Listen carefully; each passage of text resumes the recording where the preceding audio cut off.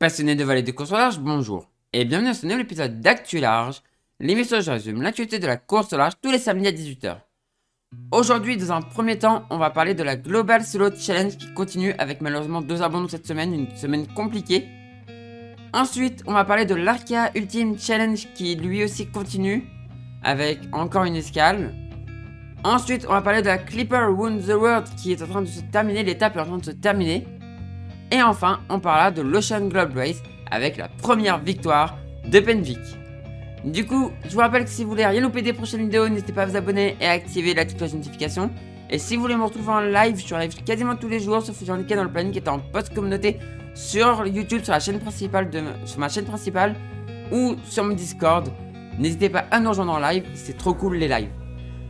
Petite chose aussi, je ne parlerai pas de l'histoire qui est encore en train d'ébranler la course au large. C'est pas mon rôle de faire ça. Moi je parle de ce qui se passe en mer, de ce qui se passe sur les bateaux, des choses techniques, c'est ce qui me passionne. J'en ai un peu marre des histoires, ça fait depuis 2020 je crois qu'on tous les ans on s'en prend un. Franchement c'est en train de me saouler. En plus le problème c'est que je connais un petit peu les deux personnes. Donc voilà, on n'est pas sûr qu'il y ait eu vraiment de tricherie, on n'a pas vraiment...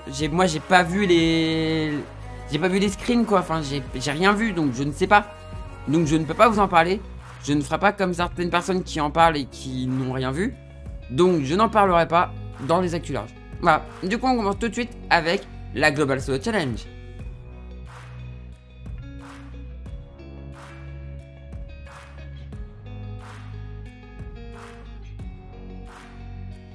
Semaine terrible sur la Global Solo Challenge, on va voir ce qui s'est passé. On a eu malheureusement 2 abandons, il y a une semaine il fallait que je dise que la course se passait plutôt pas mal, il n'y avait pas beaucoup d'abandons. Pour que cette semaine il y en ait 2.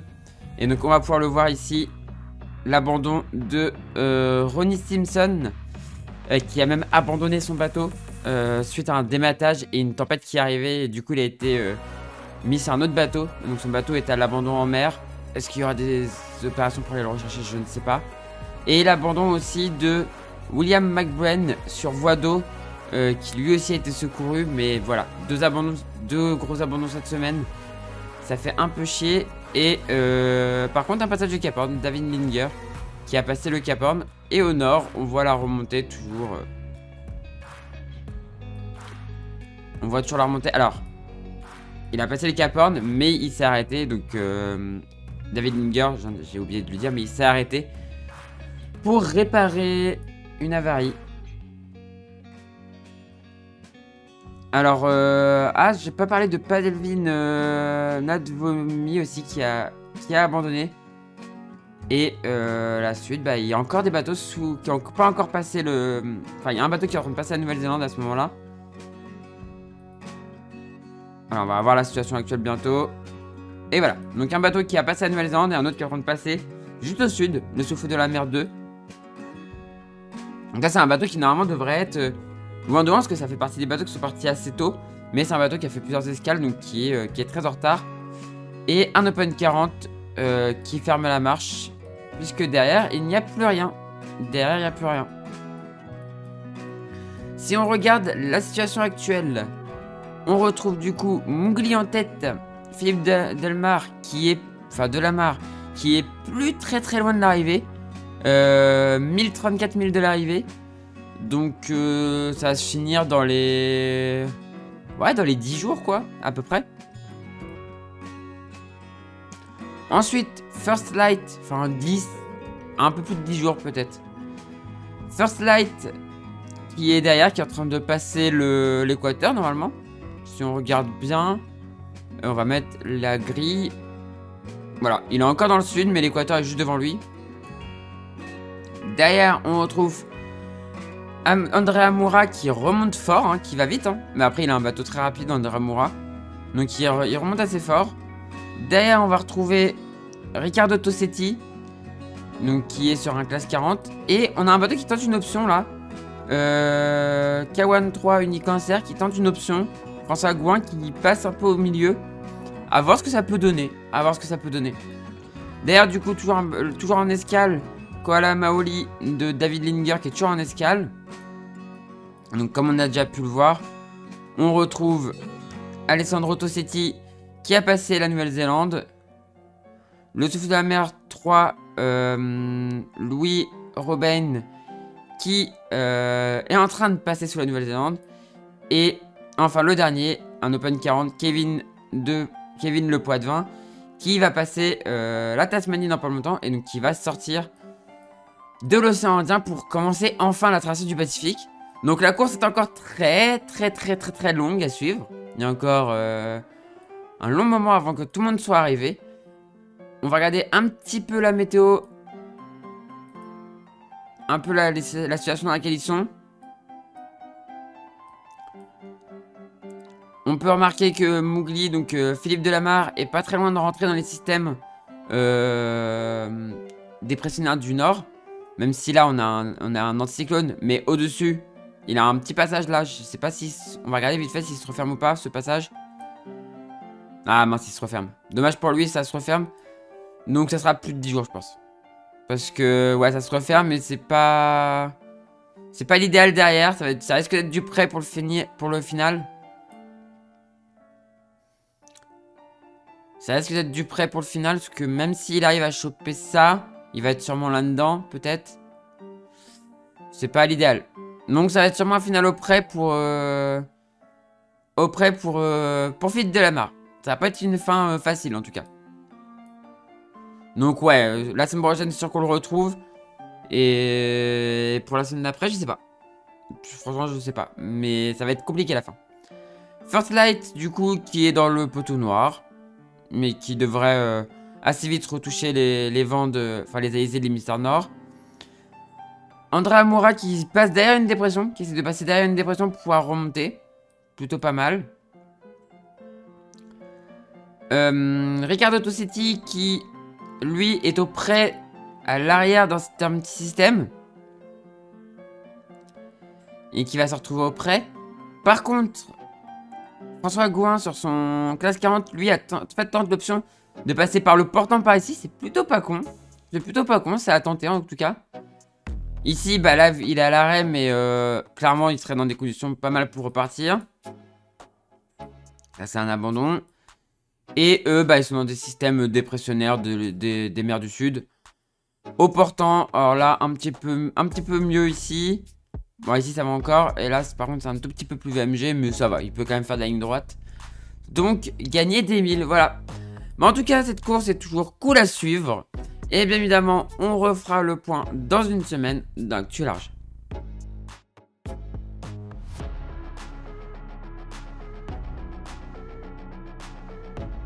On continue cette Actu Large par l'Arca Ultimate Challenge avec 2 bateaux en plus qui ont passé le Cap Horn. Donc Armel Lecléache et Thomas Coville sur Sodebo.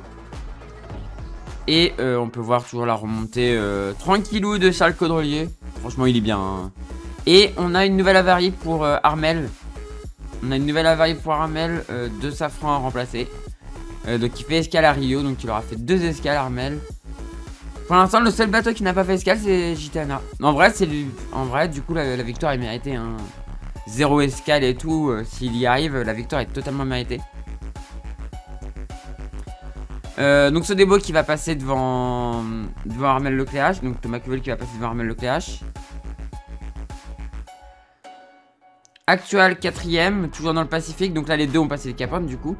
Actual, toujours 4ème dans le Pacifique. Et Adagio, Eric Perron, pareil dans le Pacifique, en dernière position. On va regarder la météo. Donc bah, Gitana est de retour dans l'hémisphère nord. Il est dans les alizés. Il a l'air d'y avoir une bonne grosse barrière sans vent au nord.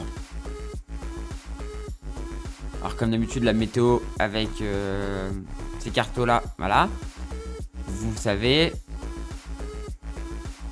Donc voilà, Gitana qui va devoir aller chercher un passage dans le nord. Alors il y a l'air d'y avoir un passage juste là. Qui a l'air de se dessiner un petit peu, alors dans 18 h. Et ouais, il semble qu'il y ait un petit passage juste là pour aller choper une dépression. Et dans 36 h, ça sera encore plutôt bon. Donc ça a l'air d'être assez rectiligne. Par contre derrière, ouais, c'est faible, 7 nœuds. Après, même dans 7 nœuds, ces bateaux-là avancent quand même. Par contre derrière c'est... Ouais non, c'est toujours 7 nœuds. Il y a des petits passages à 7 nœuds et par contre tout autour... En fait il y a des toutes petites veines de vent entourées de zones sans vent du tout.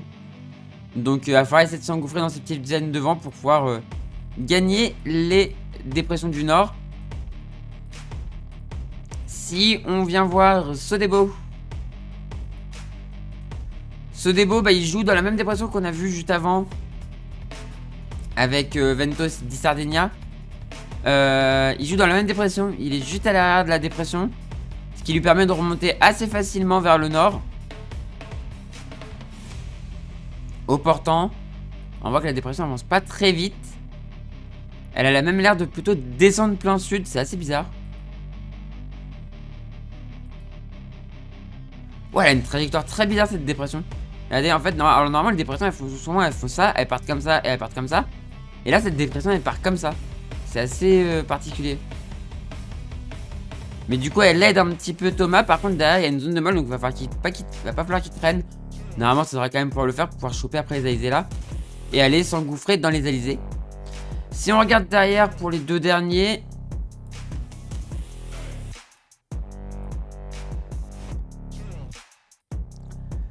Derrière, on retrouve du coup Actual qui est à l'arrière d'une dépression. Donc Anthony Marchand qui est à l'arrière d'une dépression. C'est pas l'idéal. C'est pas l'idéal parce que ça fait une mer bien dégueulasse. Puis surtout, ça veut dire que t'es juste devant la zone de transition avec la dépression d'après. Et surtout que l'arrière a l'air de se fracasser un petit peu. Dans 30 heures, donc il risque d'y avoir de la molle pour Anthony Marchand. Et donc il risque de finir dans cette dépression là pour aller passer le Cap Horn, je pense. Je pense que c'est cette dépression là qui va lui permettre d'aller passer le Cap Horn.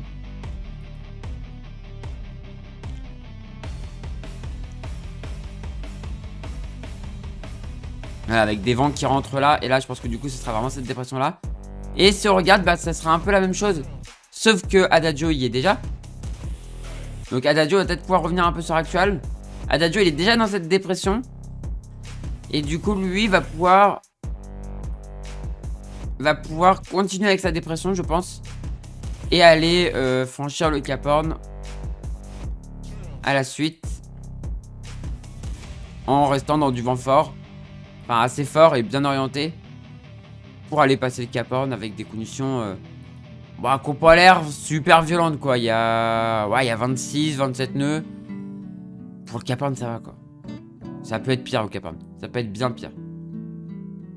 Mais voilà. En tout cas, une fin de mer du Sud avec de l'air pour Adagio. Un peu moins pour Actual. Qui risque de se faire un peu rattraper. Mais en tout cas, on va continuer à suivre ça. Et on refera le point dans une semaine dans Actu Large.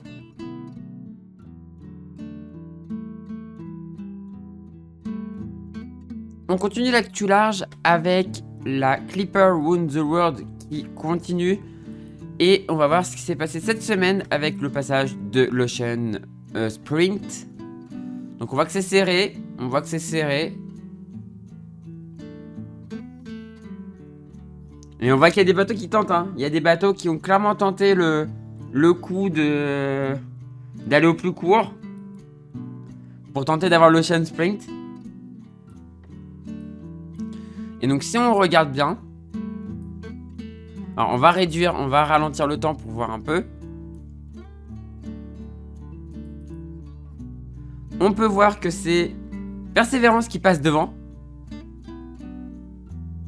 Suivi par... Ah, trop vite. Attendez, on va réduire le temps comme ça. Voilà, on va voir un petit peu les passages.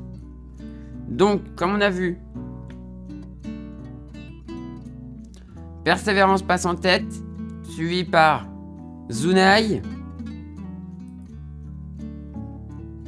suivi par Along Bay Vietnam. Et vous allez voir qu'en fait c'est pas eux qui sont en tête actuellement, hein, mais c'est juste qu'ils ont joué le jeu pour gagner un point, pour gagner des points. Ensuite, Kinjao.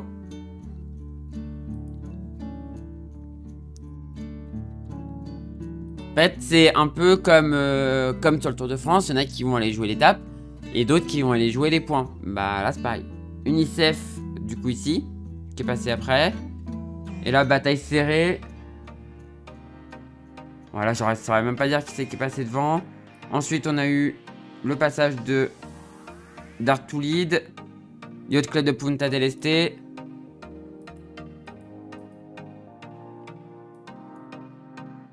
Mince.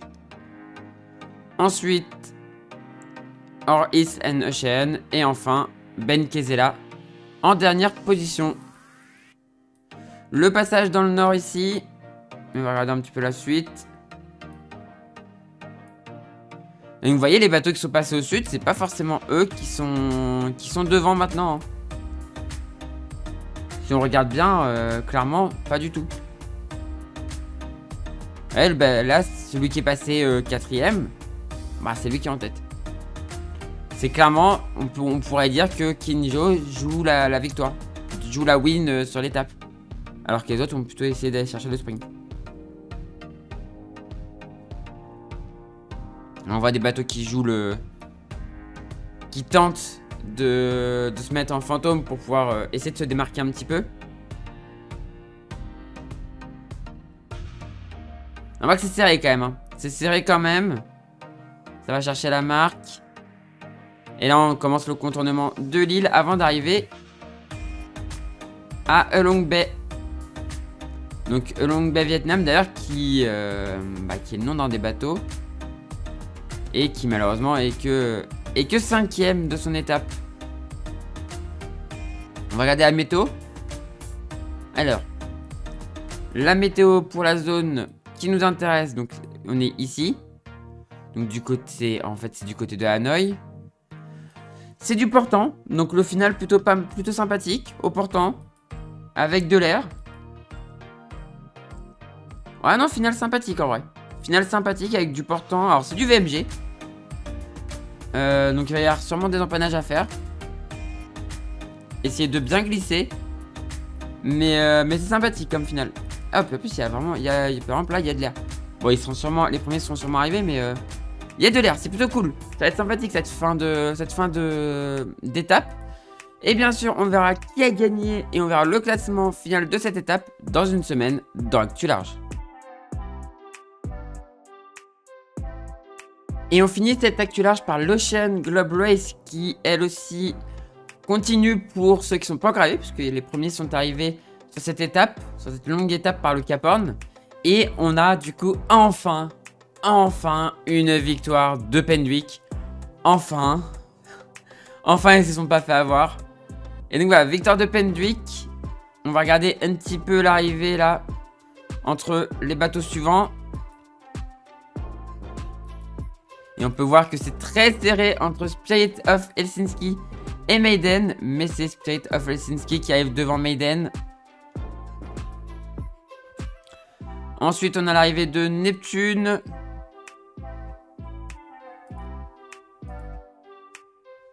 On a l'arrivée de Neptune. Et on n'a pas vu le nom de l'autre bateau qui est arrivé. On va revenir un tout petit peu pour... Ah, on est revenu un peu trop loin.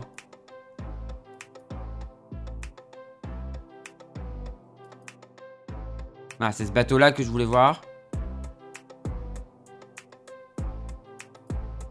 L'arrivée de Triana. Voilà. C'est ce bateau-là que je voulais voir. Et donc voilà l'arrivée de Triana. Dernier bateau arrivé. Et du coup, on a une belle bataille actuellement entre l'esprit d'équipe, entre Galliana. Alors Outlaw qui est un peu plus loin derrière. Et après bon il y a un peu d'écart entre White Shadow et Evrika.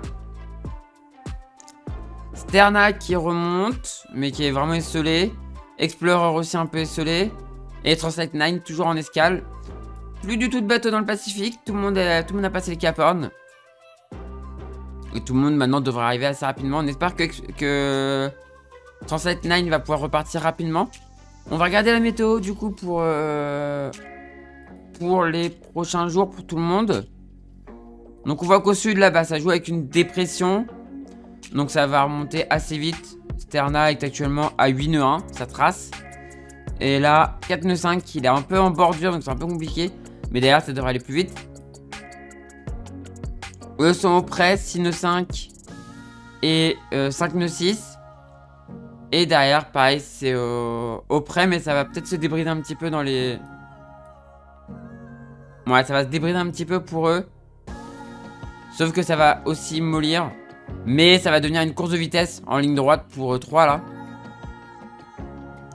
Alors que pour White Shadow et le reste là, bah, il va y avoir une zone de transition à passer qui va pas être facile. Avant que le vent re-rentre au portant. Petite zone avec un peu moins de vent, puis du portant, et puis de nouveau pas de vent le 19. Et peut-être une arrivée un peu compliquée pour le reste. Hein. Peut-être une arrivée un peu compliquée pour le reste. Même si là ils auront du portant. Et après ce sera du près ici. Et ça redeviendra du près dans pas beaucoup de vent. Donc ouais, une arrivée qui risque d'être complexe. Avant que le 21 février il y ait de nouveau de l'air. Mais dans tous les cas ce sera du près. Donc ça risque d'être... ça va jouer quoi. Ça va tirer des bords, ça va être sympa.